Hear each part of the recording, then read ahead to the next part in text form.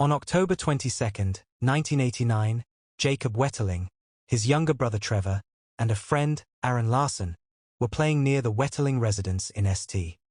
Joseph, Minnesota. Since they had no school the next day, they decided to ride their bikes to a nearby convenience store to rent a movie. As they were on their way, the unthinkable happened.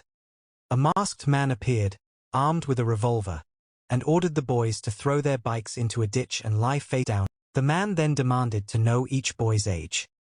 The man told Trevor to run into a nearby wooded area and instructed him not to look back, or he would be shot.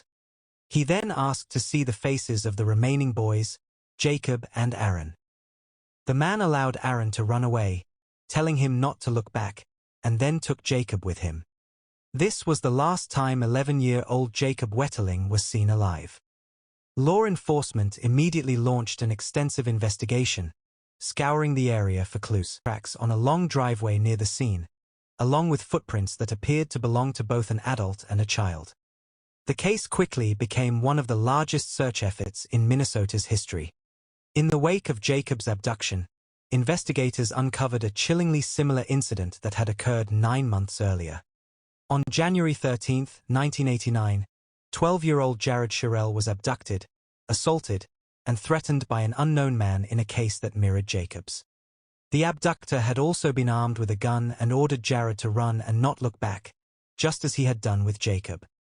Jared survived and was able to provide a detailed description of the suspect, including his car, clothing, and voice. A composite sketch was created and released to the public, describing the abductor as a man in his 40s or 50s with a deep, raspy voice. Despite this lead, the case went cold after months of investigation and no suspects were identified. In response to their son's disappearance, Jacob's parents, Jerry and Patty Wetterling, founded the Jacob Wetterling Foundation in 1990 to promote child safety and raise awareness about abductions.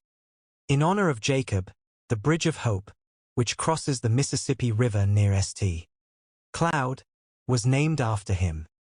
In May 2014, authorities reopened the Wetterling case, taking a fresh look at new forensic evidence.